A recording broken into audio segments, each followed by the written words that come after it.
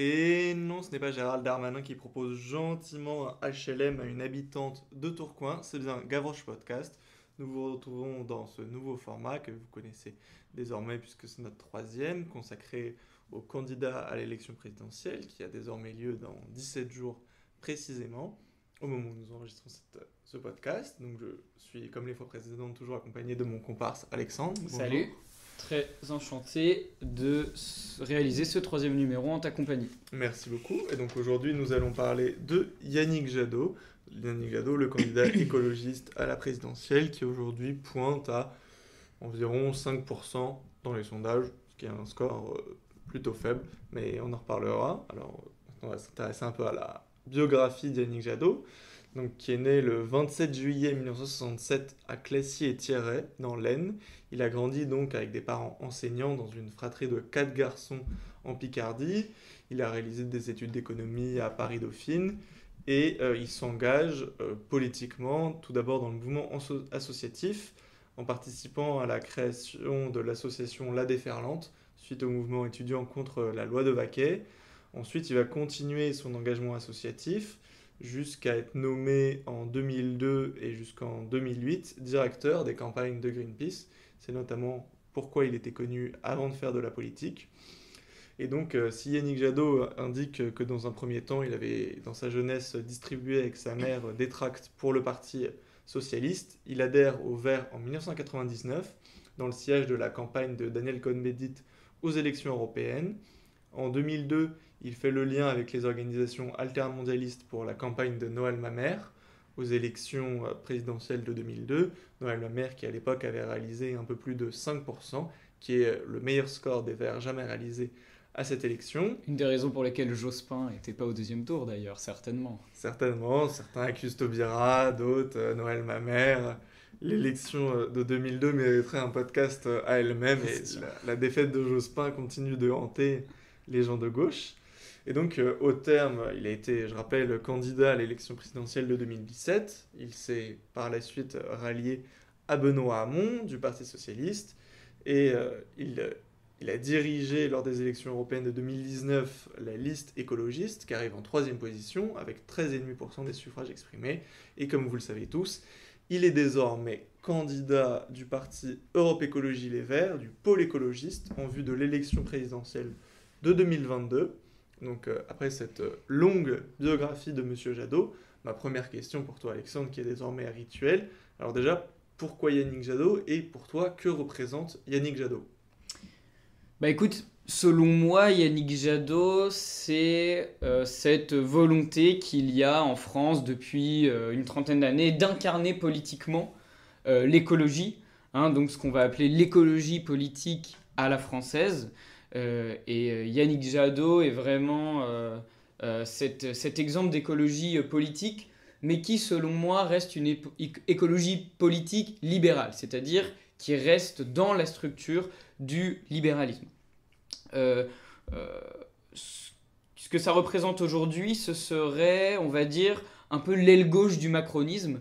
Il y a cette fameuse photo de Europe Écologie Les Verts en 2012, où on regarde un peu qui sont les cadres du parti et où l'on retrouve des gens comme Daniel Cohn-Bendit, comme Barbara Pompili, comme François de Rugy, pardon, excusez-moi, j'ai un peu de mal, comme Pascal Durand, comme Pascal Canfin, comme Nicolas Hulot, comme Mathieu Orphelin, donc c'est-à-dire tous ces écologistes, j'ai dit Barbara Pompili, tous ces écologistes en fait, qui se sont ralliés ou sont toujours ralliés aujourd'hui à Emmanuel Macron. Donc, Pompili qui a été ministre de l'écologie, de Rugy aussi, Durand, Canfin qui ont été sur la liste LREM évidemment aux élections européennes de 2019. Et donc parmi ce pôle de cadres de LV de 2012, il ne reste que Yannick Jadot, mais qui reste dans cette tendance de l'écologie politique libérale, donc c'est-à-dire une écologie politique qui doit, selon les propres termes de M. Jadot, qui était en conférence avec les grands patrons du MEDEF, une écologie qui doit se plier à l'économie de marché. Et donc, c'est vraiment cette tendance de l'écologie politique à refuser un terme comme celui de décroissance, a refusé un terme comme celui de capitalocène. Ils vont lui préférer le terme d'anthropocène. Alors, c'est une petite distinction théorique, mais qui a son importance. Je vais essayer de la faire rapidement, mais en gros, l'anthropocène, c'est de dire que c'est la faute de l'activité humaine s'il y a un dérèglement climatique et un écocide, c'est-à-dire une chute des écosystèmes et de la biodiversité. Or, le terme de capitalocène va, lui, mettre plutôt la faute sur le mode de production capitaliste, mettant en avant qu'il y a eu des centaines de milliers d'années d'activité humaine avant les dérèglements climatiques engendrés par l'activité humaine qui ont commencé à la révolution industrielle au 19e siècle, c'est-à-dire au moment où s'est développé le mode de production capitaliste. Yannick Jadot et Europe Écologie Les Verts refusent ce terme, refusent de reconnaître que comme le dit Frédéric Lordon, l'écocide est capitaliste.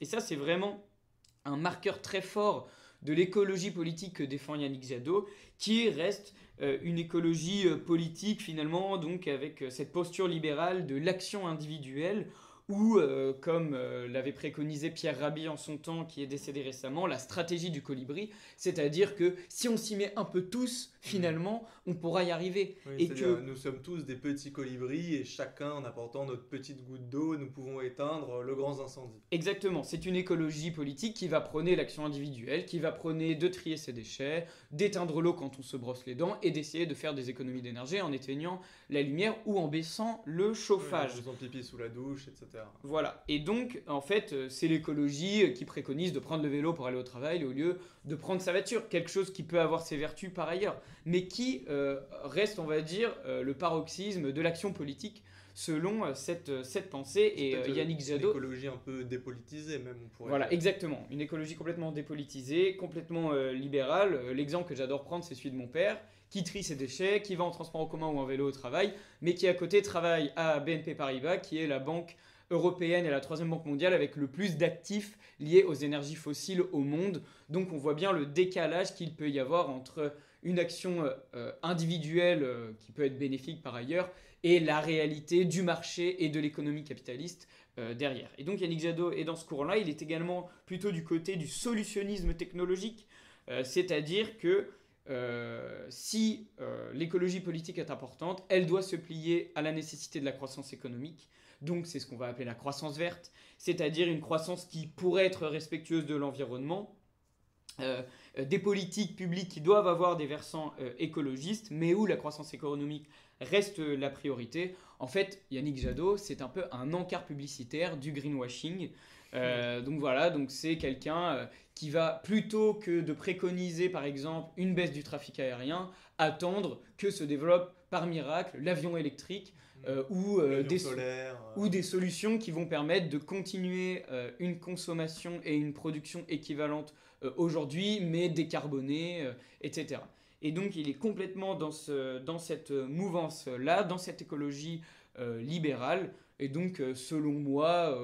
il n'a pas grand-chose à envier à l'aile gauche de la Macronie. Je pense que ça en dit long sur l'opinion que j'ai de monsieur Yannick Jadot. Effectivement, je pense que chacun chez soi l'aura compris. Alors effectivement, je suis plutôt d'accord avec ce que tu as dit, c'était d'ailleurs très intéressant, mais pour parler aussi de ce qu'a voulu incarner lui-même Yannick Jadot et de ce qu'il dit vouloir incarner lui-même, c'est-à-dire il reconnaît qu'il veut représenter l'écologie de gouvernement. C'est-à-dire il a bien senti que depuis plusieurs années, il y avait une préoccupation toujours plus importante des Français pour l'écologie. C'est aujourd'hui la deuxième préoccupation la plus importante des Français derrière le pouvoir d'achat. Il y a eu le Covid, etc. Je veux dire, les grands feux en Amazonie. Il y a une jeunesse qui se mobilise pour le climat, les mouvements des Fridays for Future, etc. Donc il y a quand même une préoccupation écologiste croissante en France. C'est mieux.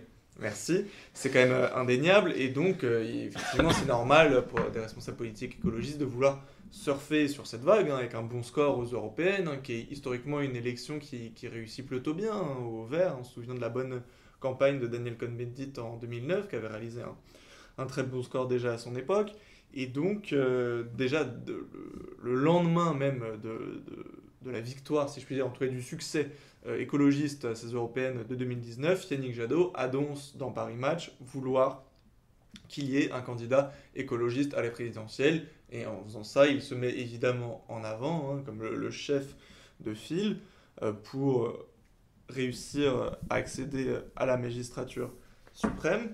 Et donc, effectivement, tu as parlé de sa compatibilité possible avec l'aile gauche de la Macronie. Et c'est vrai que même au sein de son parti, comparé, quand on voit la primaire de 2017, il incarne plutôt, si je puis dire, la synthèse, voire l'aile centriste, un peu molle, voire même de droite, comparé à Sandrine Rousseau ou Éric Piolle, qui avait des discours beaucoup plus radicaux, avec Sandrine Rousseau qui avait un discours beaucoup plus fort sur Ou l'écoféminisme. même Delphine Bateau qui prenait la décroissance et qui est arrivée troisième de la primaire Ouais, tout à fait, écologiste de 2020. C'est ça, et Enfin, c'est aussi le problème de Yannick Jadot, c'est-à-dire c'est difficile de voir un marqueur idéologique fort chez Yannick Jadot. Exactement. C'est-à-dire, on peut en voir un chez Éric Zemmour, qu'on soit d'accord ou pas.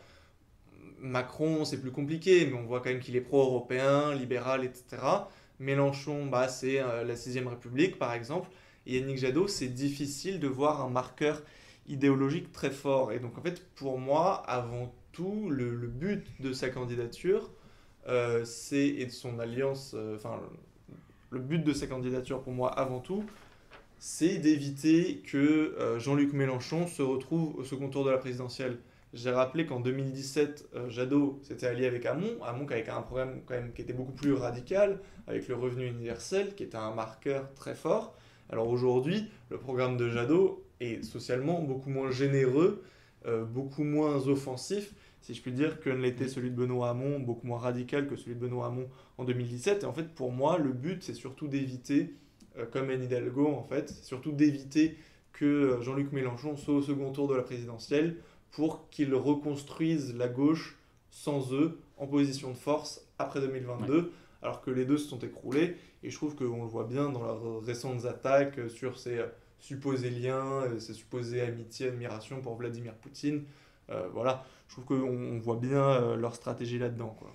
Oui, je suis assez d'accord. Et c'est pour ça que, personnellement, dans l'optique où Emmanuel Macron a quand même de grandes chances d'être réélu en 2022, ça ne m'étonnerait pas, je ne serais pas surpris, je ne tomberais pas des nues si Yannick Jadot acceptait par exemple un poste au gouvernement d'Emmanuel Macron comme ont pu le faire Barbara Pompili, François de Rugy ou Nicolas Hulot avant lui, c'est-à-dire dans la bonne tradition d'Europe Écologie Les Verts à se rallier au libéralisme économique. Oui, tout à fait. Et même, on peut aussi voir le succès de Yannick Jadot à cette primaire un peu comme une volonté des militants d'avoir le candidat qui est un peu le gendre idéal, un candidat respectable, qui est, si je puis dire, le plus proche du système. C'est plutôt peut-être le choix de la raison. De la synthèse. Voilà, de la synthèse, plutôt que le choix du cœur. Et c'est vrai que ça peut se comprendre quand on voit les précédentes campagnes des Verts. On se souvient par exemple d'Eva Joly en 2012, qui avait quand même fait un score très faible. Et je me souviens en 2012 du clip parodique des Guignols des Verts. Et le titre, pour le dire vite, c'était « Il est venu le temps de la branler ». Donc voilà, on peut comprendre que cette fois-ci, les Verts aient voulu éviter ça avec un candidat qui propose comme slogan « Changeons ». Voilà, ouais, changeons. Le changement, c'est maintenant. Exactement, changeons. Que cela veut-il dire? Chacun est libre de l'interpréter. Donc c'est vrai que l'écologie, comme on l'a dit, est toujours plus importante pour les Français. C'est vrai que même on se souvient un peu avec le Covid, il y a eu plusieurs tribunes dans la presse sur un fameux monde d'après, avec des personnalités qui appartenaient, comme Audrey Pulvar, Raphaël Glucksmann, c'est-à-dire la gauche écolo-PS, la gauche bourgeoise, un peu la gauche caviar, très parisienne. Et donc, on a quand même senti un peu à l'époque une sorte de mouvement écolo, et on a l'impression qu'aujourd'hui, les écologistes et Jadot n'arrivent pas vraiment à s'emparer de ça, Je suis assez d'accord avec toi. Pour moi, Yannick Jadot a vraiment voulu capitaliser sur cette envie d'écologie qui est indéniable chez la jeunesse, chez les Français. C'est la deuxième principale préoccupation des Français après le pouvoir d'achat. Donc ça compte, c'est quelque chose qui est important. Et il a vraiment voulu capitaliser sur ça.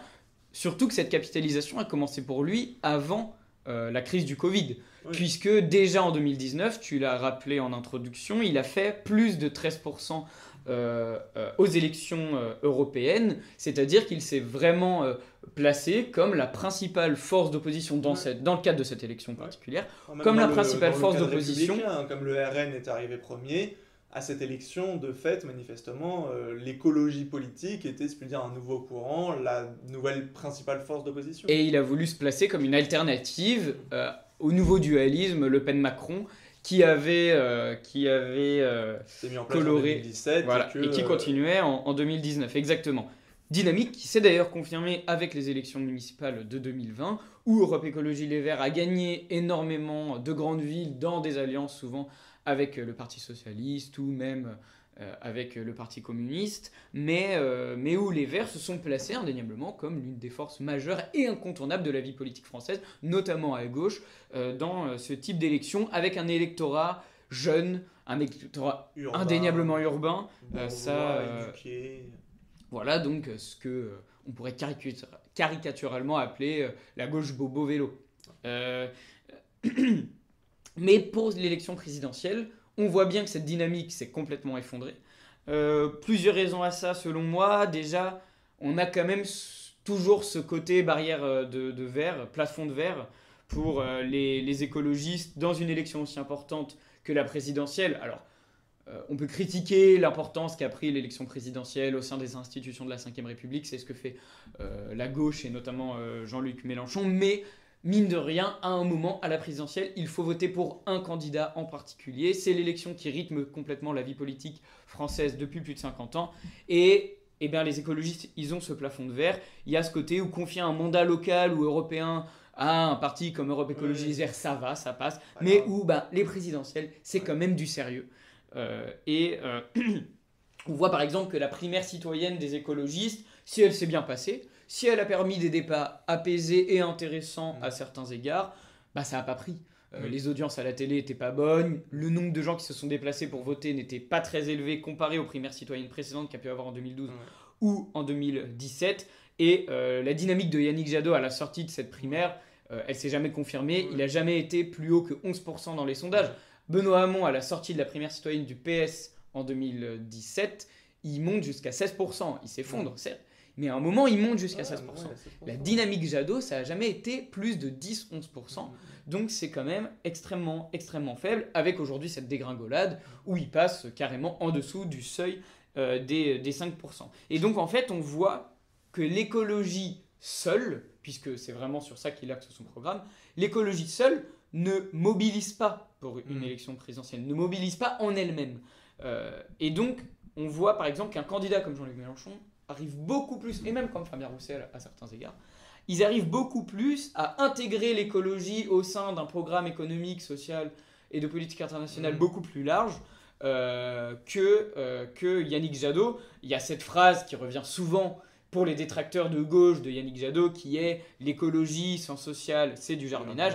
Mais ça lui correspond parfaitement. On a envie de coller cette phrase sur le en dessous de la photo de Yannick Jadot, mais évidemment. Et je pense que les électeurs de gauche qui pourraient, au conditionnel, constituer sa base électorale, ne sont pas dupes de ses positions libérales, de ses positions pro-européennes, et que, en fait, cette gauche-là préférera toujours voter Mélenchon. Il y a un côté où l'espace politique entre le libéralisme et le socialisme, les électeurs libéraux progressistes préféreront toujours... Européens voteront Macron. Ils préféreront toujours Macron. Et les électeurs sociodémocrates socialistes pour une 6ème République, eux, ils voteront Mélenchon. Et comme Valérie Pécresse entre Zemmour, Le Pen et Macron à nouveau. Jadot lui est pris dans l'étau Mélenchon-Macron et son espace politique s'est complètement refermé.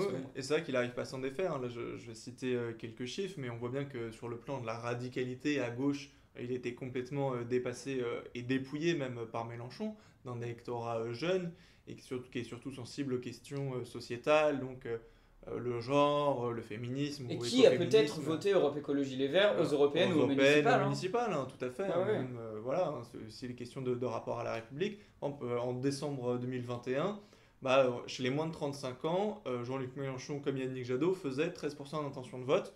Aujourd'hui, Yannick Jadot est à 10%, alors que Mélenchon est à 18%.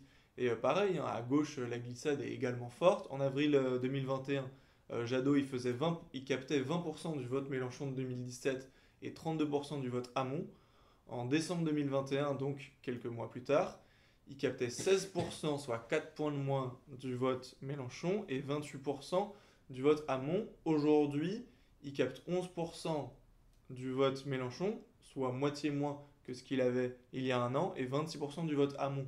Donc en réalité, on voit qu'il capte surtout un vote amont de 2017, qui n'était pas très important d'ailleurs, hein, 6,5%, alors que Mélenchon avait fait 19,5. Il était à 600 000 voix du second tour de la présidentielle, hein, c'était quand même un score très très important. Ouais.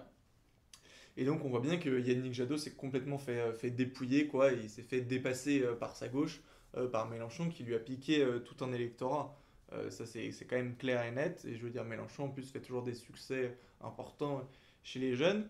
Et deuxième point que tu as mentionné qui est aussi très intéressant, c'est la question de la crédibilité. Et c'est vrai qu'en France il y a cette culture très présidentialiste, et je pense que par exemple le bilan pour l'instant, même s'il est encore un peu tôt pour le juger, des maires écologistes à la tête de leur ville, a pu aussi contribuer à décrédibiliser le candidat écologiste, quoi. C'est-à-dire, par exemple, nous, on est bien placé à Bordeaux pour en parler, hein, avec Monsieur Urmic, c'est-à-dire les polémiques sur le sapin de Noël, les polémiques sur le maire de Lyon qui avait parlé du Tour de France. C'est des polémiques à la con. Voilà, des polémiques débiles, des polémiques médiatiques. Et des polémiques médiatiques quand même, et qui ont pu un peu installer dans l'esprit d'une partie des Français que l'écologie, les écologistes n'étaient pas sérieux, qu'ils étaient incapables de gouverner.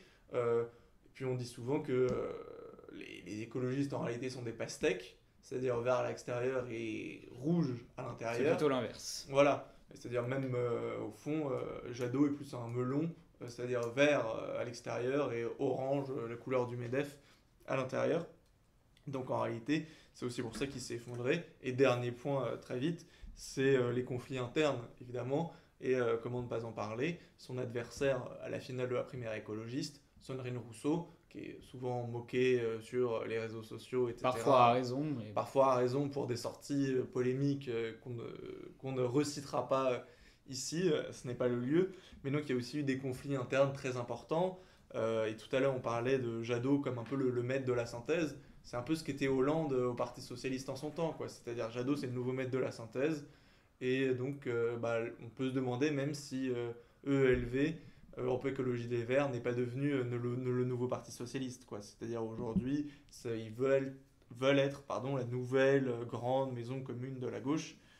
Mais sauf que cet art de la synthèse, c'est vraiment l'ancien monde, quoi. Ça ne marche plus. Maintenant, il faut plutôt, comme tu l'as dit au début, des marqueurs idéologiques forts. Mais quel est le marqueur idéologique fort de Yannick Jadot? Une mesure phare?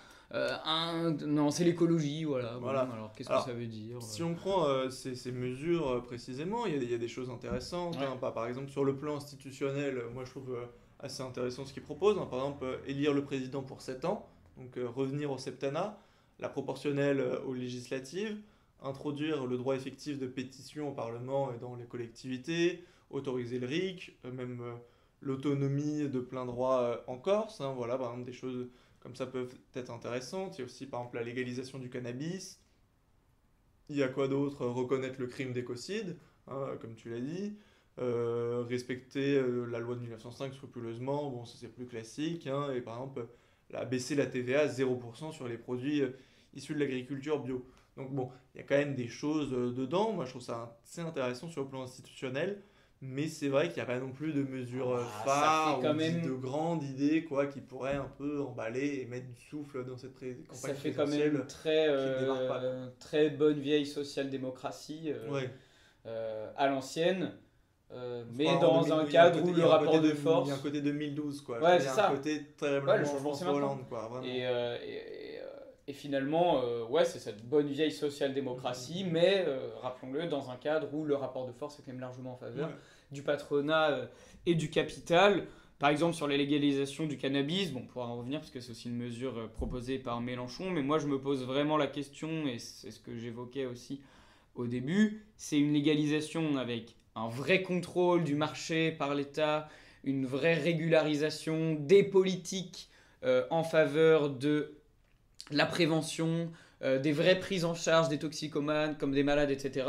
Ou est-ce que c'est juste la libéralisation d'un secteur qui est aujourd'hui du marché noir pour aller vers plus de marché, plus de marchandisation, ce qui finalement ne m'étonnerait pas de la part d'un candidat comme Yannick Jadot. Ensuite sur son programme, moi je trouve que ces mesures sont tiédas. C'est un peu du déjà C'est vu. tiédas, c'est tiédas, c'est tiédas. Et ce qui me dérange énormément sur son programme, c'est sa position internationale. Ouais, on va en parler. Je vais essayer d'en parler On va en parler. tout de suite.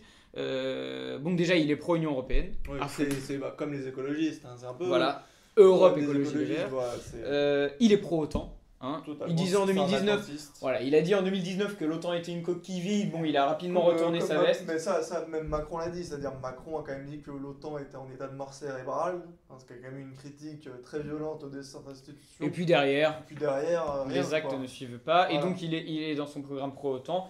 Il est très atlantiste, pro-américain. Ça, il n'y a aucun problème là-dessus. Encore plus avec la guerre en Ukraine d'ailleurs. Voilà, et donc en fait sa position internationale c'est surtout une espèce de souveraineté européenne, ce que défend aussi Emmanuel Macron, ce qui ne veut absolument rien dire. La souveraineté européenne c'est une coquille vide, c'est deux termes qui ne vont absolument pas ensemble, ça ne veut absolument rien dire. Mais voilà, il est pour la souveraineté européenne, il est pour l'Europe de la défense. L'Europe de la défense, n'importe quel militaire ou expert en stratégie militaire vous rira au nez quand vous lui parlerez de l'Europe de la défense. Donc ça ne veut également rien dire, c'est une vaste blague. Mais finalement, ça va bien avec son côté libéral. Oui. Qui est étonné qu'un candidat comme Yannick Jadot soutienne une institution internationale néolibérale, capitaliste et pro-marché. Je prends un exemple très concret. Dans son programme, tu ne l'as pas cité, mais c'est bien parce que je t'avais demandé de ne pas le faire, il propose un pass ferroviaire pour les 16-25 ans qui permettrait à tous les jeunes, donc entre 16 et 25 ans, de prendre de manière illimitée, avec je pense un petit abonnement, tous les TGV, Intercités et TER qu'ils préfèrent, Avec enfin des qu'ils veulent. services, etc. Donc, c'est-à-dire une politique en faveur du train, qui vont Ouais. inciter les utilisateurs et notamment les jeunes à aller vers le train. Le problème, c'est que si le train et le secteur ferroviaire est autant en difficulté en France aujourd'hui, je vous renvoie vers un très bon article écrit dans Gavroche Média, vraiment un petit site qui se lance. Gavroche-media.fr, ça monte, ça lire monte. tous nos articles. Donc, il s'appelle Le torpillage du ferroviaire. Et ben en fait, c'est vraiment l'Union européenne, par sa politique pro-libérale et pro-concurrence, pro-marché, qui a engagé la décrépitude de la SNCF avec son idéologie pro-concurrence et austéritaire, c'est-à-dire de coupe dans les budgets publics, le secteur ferroviaire étant un secteur qui a énormément besoin des investissements publics pour fonctionner, et ce depuis une quarantaine d'années. Donc c'est super d'avoir ce pass 16-25 ans qui permet aux jeunes de prendre le train de manière illimitée et qui va permettre de favoriser le transport ferroviaire. Mais si à côté on a plus de 60% des lignes qui ont fermé en France depuis 100 ans, à quoi ça sert? Si j'ai un pass ferroviaire pour prendre le train mais que la ligne à côté de chez moi ne marche plus ou qu'il y a 2 trains par jour parce que l'offre est insuffisante, à quoi ça sert?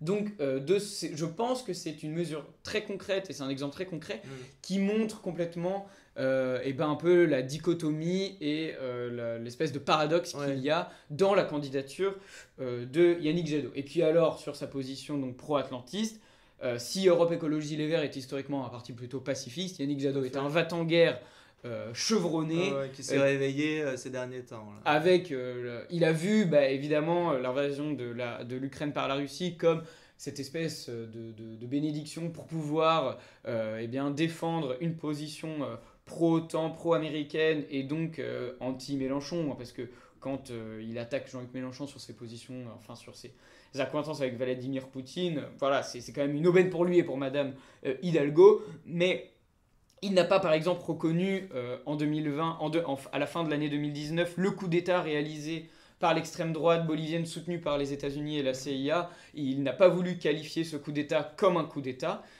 Donc c'est un bon exemple, on va dire, des accointances qu'il peut avoir avec certains régimes autoritaires comme les États-Unis.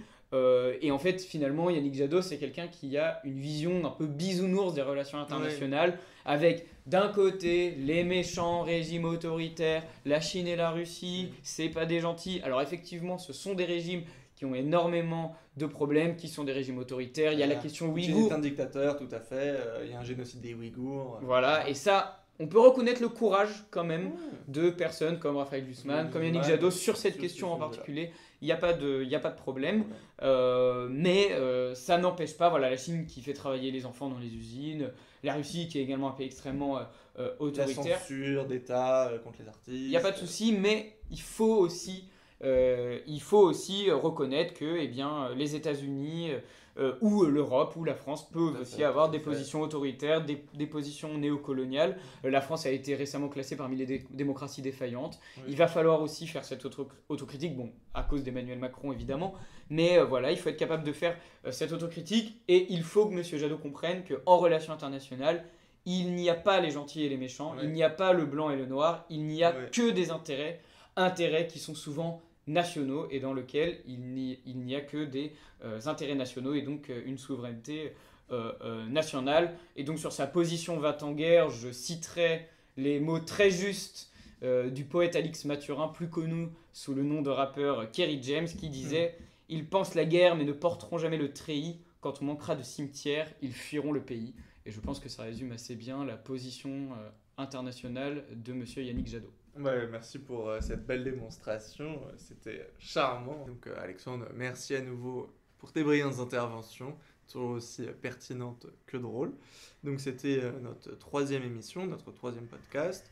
Ne vous inquiétez pas, nous revenons bientôt, c'est la fin du podcast. Merci beaucoup de nous avoir écoutés et n'oubliez pas, soyez Gavroche. Et abonnez-vous!